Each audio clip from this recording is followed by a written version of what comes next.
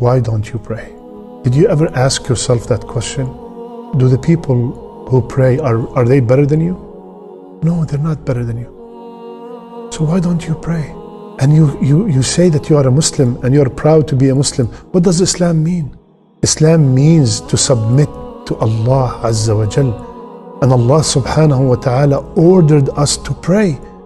You might say, I want to pray, but I'm very, very busy.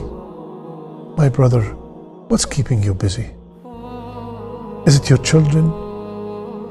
Is it your wealth that's keeping you busy from remembering Allah Azza wa Jal? When you say you are busy, who gave you the tools to be busy? Who gave you the health to be busy? Who gave you the brain to be busy? Who gave you the hands and the legs to be busy? Isn't it Allah subhanahu wa ta'ala? I know that you know that. Every ni'mah, every blessing that we have is from Allah Azza wa Jal. And the salat is an opportunity to say, thank you, Ya Allah.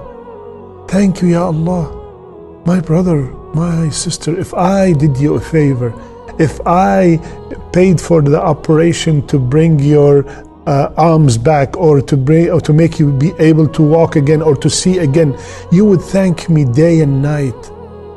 Allah subhanahu wa ta'ala's blessings upon us are countless. Just look around you. Please pause right now and look around you. You see that house that you're living in? That phone that you're watching from, that computer, that TV, that furniture, that food, that wife, those children, that father, that mother. This is all from Allah Azza wa Jal. And just few minutes per day to say, thank you, Ya Allah. My brother, why don't you pray? How could there be peace in the life without salat? If the connection between me, because salat is from the word sila. Sila, wasala, is to connect. So when I do not pray, I have disconnected myself from the source of rahmah, from the source of peace, from the source of mercy, from the source of forgiveness, from the source of love, from the source of kindness, the source.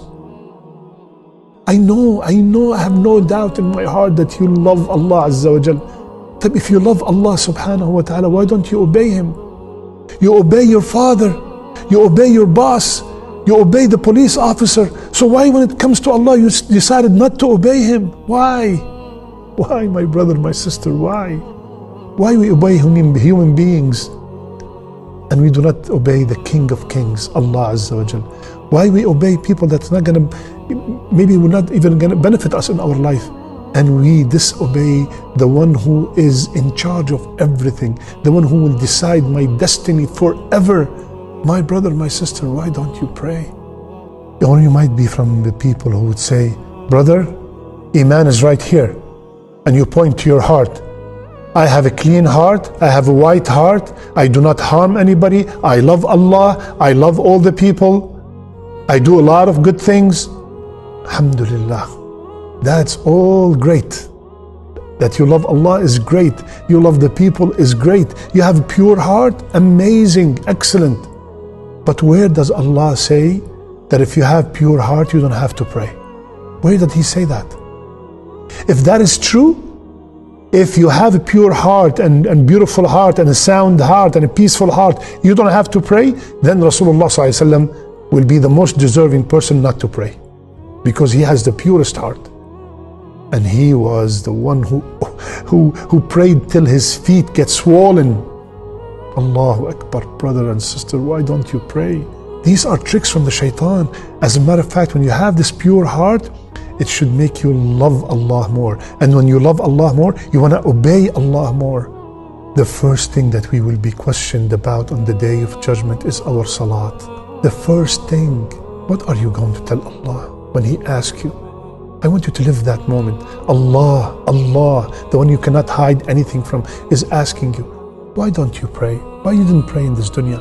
I gave you all this and that, and na'am, la tu'ad wa la tuhsa, countless amount of blessing.